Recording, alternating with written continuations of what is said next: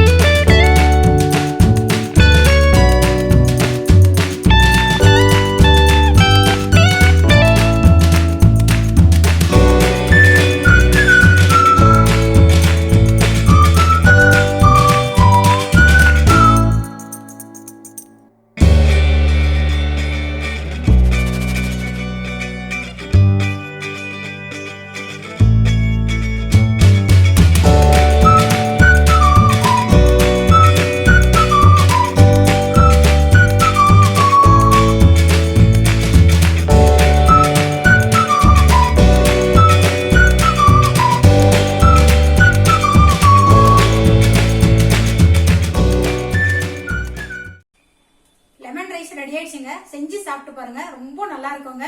Taste எப்படி இருந்துச்சுன்னு கமெண்ட்ல சொல்லுங்க. எல்லாருக்கும் வணக்கங்க.